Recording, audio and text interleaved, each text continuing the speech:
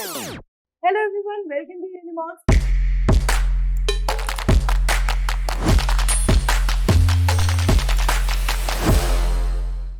बच्चों, आपका CUET PG आ रहा है धीरे धीरे नजदीक। मार्च में है आपका एग्जाम और आप घबरा रहे हैं, आपकी लास्ट 3 मंथ्स बचे हैं, तो हम लोग कैसे अपना प्रायोरिटाइज करें, कैसे हम लोग सिलेक्शन लें। तो बच्चों, हमारी उम्मीद यही होती है कि आप लोग बेस्ट यूनिवर्सिटीज में बेस्ट स्कोर करके जाएं और आपकी मदद जितनी हो सकती है उतनी हम करेंगे। आपके लिए आज के वीडियो में मैं लाई हूँ एक बहुत ही उम्दा स्ट्रैटेजी प्लान। अगर आप 3 मंथ्स के लिए रेडी हैं, इसे फॉलो कर सकते हैं, तो आप कीजिए और आपका सिलेक्शन 100% होगा, राइट। तो आप इसे शिद्दत से फॉलो कीजिए। आपका गोल होना चाहिए कि आप एटलीस्ट 250 मार्क्स स्कोर करें। 200 अबव भी करते हैं हम लोग तो फिर बहुत ही अच्छे रेंज में होते हैं, बट कोशिश कीजिए कि 250 के अराउंड करें ताकि हमें बहुत ही टॉप नॉच यूनिवर्सिटीज मिल सके, जैसे कि JNU, DU, और आप अच्छे किसी कॉलेज से अपना मास्टर्स परस्यू कर सकें, राइट। तो आज के वीडियो में हम लोग क्या बात करने वाले हैं, about how to plan your last 3 months for CUET PG, right. First हम लोग देखते हैं CUET PG is a national level entrance exam that we all know for admission to PG courses in central universities, right? You need a smart and effective study plan for last 3 months that covers the syllabus, revision, practice and mock test. These are your key points, your pillars, your foundation to your 3 months journey, right? You have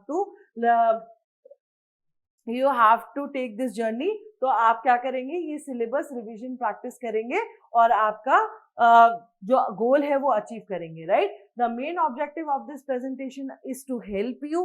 और आपको कैसे help करेगी ये, complete the syllabus in the first 2 months, revise the important chapters and topics in last 15 days. तो first 2 months का क्या गोल है आपका, धीरे धीरे आगे बढ़िए। फर्स्ट 2 मंथ्स 3 मंथ्स है हमारे पास, तो हमारा पहला ऑब्जेक्टिव यही होता है बच्चों कि हम सिलेबस कंप्लीट करें, राइट। तो फर्स्ट 2 मंथ्स में आप सिलेबस अपना कंप्लीट करने की कोशिश कीजिए और फिर उसके बाद क्या करेंगे, आप जो इम्पोर्टेंट चैप्टर्स हैं उन्हें लास्ट 15 डेज में आप रिवाइज करेंगे। तो फर्स्ट 2 मंथ्स आपका क्या काम है, सिलेबस कवर करना, उसके ऊपर शॉर्ट नोट्स बनाना, ताकि आप ये जो सेकेंड पॉइंट है लास्ट 15 डेज वाला उसे कवर कर सके। लास्ट 15 डेज में आप शॉर्ट नोट से ही सब कुछ रिवाइज करने से आपको लाभ मिलेगा, क्योंकि आप अगर पूरा सिलेबस लेके लास्ट 15 डेज में बैठ जाएंगे तो आप कुछ भी रिवाइज नहीं कर पाएंगे, राइट। तो फर्स्ट स्टेप इज इंपॉर्टेंट ताकि आप सेकंड वाला एग्जीक्यूट कर सकें। उसके बाद practice the previous year question papers to improve your efficiency, your accuracy, your speed, right? And mock test regularly. Focus on your strength and improve your weaknesses. क्या है कि मतलब जब आप क्वेश्चंस प्रैक्टिस करेंगे, जब आपका सिलेबस कंप्लीट हो जाएगा, आपके शॉर्ट नोट्स हो जाएंगे, आप रिवाइज कर लेंगे, तो फिर आप PYQ देने के एनेबल हो जाएंगे। PYQ से और क्या फायदा होता है मैम, कि similar type of questions frame हो सकते हैं, सेम सब टॉपिक्स पे क्वेश्चन आ सकता है। मान लीजिए अगर कोई एक सेम पैटर्न का क्वेश्चन आ रहा है तो वही सेम रिपीट हो सकता है, right. That's why PYQs are very important in your preparation. Okay, let's move on to next. Complete the syllabus in the first 2 months that I have told you. अब थोड़ा डिटेल में देख लेते हैं कि इसे कैसे करें। Make a list of all subjects and topics for CUET PG। You can refer to the official website of CUET PG और बुक्स और ऑनलाइन रिसोर्सेज। इतनी सारी चीजें हैं आपके पास अपना लिस्ट बनाने के लिए first. Okay, then prioritize the subjects and topics according to their importance, right. Importance से क्या मतलब है बच्चों, कि आप जैसे मतलब ऐसे लिस्ट बनाएंगे ना, तो आपके बहुत सारे चैप्टर्स आपको खुद पता होता है कि ज्यादा वेटेज वाले कौन से होते हैं, राइट। जब भी हम कोई कॉम्पिटिटिव एग्जाम कर रहे होते हैं अटेंड, तो हमारा क्या होता है कि भाई ज्यादा वेटेज वाले कौन से चैप्टर्स हैं, उनसे कम वाले कौन से हैं। ज्यादा वेटेज वाले मतलब जिनसे ज्यादा क्वेश्चंस आ रहे हैं, जिन्हें एग्जामिनर ज्यादा प्रेफर कर रहा है, तो आप क्या करेंगे कि उनकी लिस्ट बनाएंगे और जो आपके मोस्ट प्रायोरिटाइज वाले चैप्टर हैं वो आप लिखेंगे और उन्हें पहले प्रिपेयर करेंगे, राइट। तो इस पॉइंट को समझाने का मतलब ये है कि आप उन सारे सब्जेक्ट्स को पहले, चैप्टर्स को पहले लिखिए जिनका वेटेज ज्यादा है और उन्हें प्रिपेयर कीजिए, फिर उससे कम, फिर उससे कम, राइट। आपको समझ में आया इस इस पॉइंट का मतलब, तो इम्पोर्टेंस एंड डिफिकल्टी लेवल के हिसाब से आप ऐसे अपना लिस्ट को यूज करेंगे। ये पहले लिस्ट बनाएंगे, पहला स्टेप क्या है, लिस्ट बनाना। उसके बाद क्या है, आप इम्पोर्टेंस वाइज अपना चैप्टर की प्रिपरेशन करेंगे। Focus on the important chapters first and then move on to less important ones, right? Allocate sufficient time for each subject and topic. Divide your time equally among all the subjects because you have to learn all subjects. You have to give a combined exam. तो आपको क्या करना है, अपना सारे subjects का preparation बहुत ही अच्छी तरीके से करना है। Leave some buffer time for unforeseen circumstances और इमरजेंसीज, राइट? तो आपको ये भी देखना है कि आपको लास्ट में जब आप पेपर अटेंड कर रहे होते हैं तो आपको कैसे आगे बढ़ना है, उसका भी तो प्रेशर देखना होता है। कई बार ऐसा होता है कि कीबोर्ड माउस वर्क नहीं कर रहा है, या फिर फ्रीज हो गया है पेज, या फिर कुछ और प्रॉब्लम हो सकती है। तो आप उसके लिए भी टाइम लेकर चलेंगे जब अपनी प्रैक्टिस में, तभी आपका वहां पे जब आप एग्जामिनेशन रूम में जाएंगे तो वैसा माहौल आएगा, तो आप पैनिक नहीं करेंगे, राइट? उसके बाद follow a consistent and realistic study schedule. Because हम लोग घबरा जाते हैं कि इतना कम टाइम बचा हुआ है, तो हम लोग अनरियलिस्टिक गोल्स सेट कर लेते हैं कि चलिए हम लोग तो ये अचीव कर लेंगे, या फिर ऐसा कर लेते हैं, ऐसा कर लेते हैं। नहीं, जब आप रियलिस्टिक गोल्स करेंगे ना, तो आप जब उन्हें अचीव करेंगे तो आप बेटर और करने की कोशिश करते हैं, जिसकी वजह से आप अच्छा करेंगे और अपनी प्रिपरेशन में। तो रियलिस्टिक गोल्स रखिए अपने लिए बच्चों, अनरियलिस्टिक नहीं। उसके बाद stick to your study plan and avoid distractions and procrastination, because this is peak time. अगर अभी भी आप प्रोक्रेस्टिनेट करते रहेंगे या फिर कहीं डिस्ट्रैक्ट हो जाएंगे, तो फिर आपका सिलेक्शन होने से मतलब एक कंसिस्टेंसी जो होती है ना, that plays a very big role. अगर कोई आपसे पहले से भी प्रिपेयर कर रहा है और वो कंसिस्टेंट नहीं है ना, तो उसके चांसेस कम होंगे और आपके ज्यादा, क्योंकि आप यहाँ से कंसिस्टेंट रोड फॉलो करेंगे, राइट? कंसिस्टेंसी अपनी बना के मेंटेन करके रखिए बच्चों, इसका बहुत फायदा होता है आपके प्रिपरेशन में। ओके, आपका एक अलग से दिखाई देता है कि हाँ भाई, कंसिस्टेंसी की वजह से आप खुद फील करेंगे कि आप ये कंसिस्टेंट रहे अपनी जर्नी में, that's why you know this thing, और आपके प्रोबेबिलिटी ज्यादा हो जाती है, right?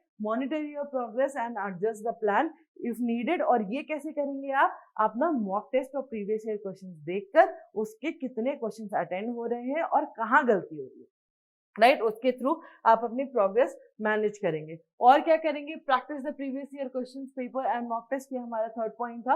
Access the previous year question papers and mock test from the official website of CUET PG और ऑनलाइन प्लेटफॉर्म्स। ऑनलाइन प्लेटफॉर्म्स की बात करें तो हमारा यूनिमॉन्स है, आप उसका आप डाउनलोड कर सकते हैं और आप ऑफलाइन आकर भी क्लासेस दे सकते हैं। That will provide you with many mock test, और आपकी प्रैक्टिस बहुत ही एकदम स्पीड अप कर सकता है आपकी प्रोसेस को, right? Download them and practice them offline और ऑनलाइन, राइट? तो attempt previous year question papers and mock test in a simulated environment. Simulated environment से क्या मतलब है बच्चों, कि आपका जैसा एनवायरनमेंट रहा है आपके एग्जामिनेशन रूम में, राइट? आपको पता है, कुछ बच्चों ने पहले भी दे रखा होगा एग्जाम, अगर नहीं दे रखा होगा तो आप हमेशा से देखकर आए हैं। अगर यूजी का नहीं दिया है आपने, तो फिर आपने स्कूल में देखा होगा। थोड़ा सा उससे ज्यादा टेंस होता है, आई नो, क्योंकि ग्रेजुएशन पोस्ट ग्रेजुएशन के एग्जाम है। बट आप उसी की तरह अगर अपना एनवायरनमेंट रखेंगे कि हाँ जी, हमें एक जगह पे बैठ के इतने इतने आवर्स के लिए पेपर लिखना है, तो आपका माइंड उससे अकॉर्डिंग एडजस्ट कर पाएगा और आप बेटर परफॉर्म कर पाएंगे जब आप एक्चुअली में एग्जाम दे रहे होंगे, राइट? तो इसका मतलब सिमुलेटेड एग्जाम एनवायरनमेंट का मतलब ये होता है। उसके बाद analyse your performance and identify your strengths and weaknesses. Check your score and rank in the previous year question papers. Review your answers and solutions and find out what got wrong. ठीक है, यही है आपका main point, कि आपको ये देखना है कि जो चीज सही है वो तो आती ही है आपको, राइट? लेकिन गलत क्या हो रही है, गलत कोई ऐसी चीज हो रही है जो आपको लगता हो कि आप कॉन्फिडेंट है उसमें, लेकिन फिर भी वो गलत हो रही है। ऐसा भी होता है हमारे साथ कई बार। तो आप, उसका मतलब क्या है कि आपको वो टॉपिक रिवाइज करना है। आप जो सोच रहे हैं कि आपको जितने अच्छी तरह वो टॉपिक आता है, उतनी अच्छी तरह शायद ना आता हो, right? Understand the reason behind your errors and gap. तो यही हमें सब एनालाइज करने में क्या करते हैं, पेपर्स हेल्प करते हैं, ठीक है? दे improve your speed, your accuracy, your time management, which is very important, ठीक है? और आप एलिमिनेशन टेक्निक सीखते हैं कि एलिमिनेशन टेक्निक कैसे आप लोग अप्लाई करके, कई बार एलिमिनेशन टेक्निक क्या होता है कि कई बार ऐसा होता है कि हमें सही आंसर नहीं पता होता, लेकिन हमें उस क्वेश्चन से रिलेटेड हमें पता होता है कि नहीं नहीं, हम डिड्यूस करते हैं आंसर कि ये वाला आंसर तो नहीं हो सकता है, इसका ये ऑप्शन तो नहीं हो सकता है। तो क्या करते हैं हम लोग, एलिमिनेट करते जाते हैं धीरे धीरे ऑप्शंस, और उससे हम लोग सही आंसर पे लैंड करते हैं, राइट। तो ये सब कब होगा, जब आप मॉक टेस्ट सॉल्व करेंगे, तो आपका एलिमिनेशन टेक्निक जो होगा वो आपका रेलेवेंट होगा उस टाइम पे,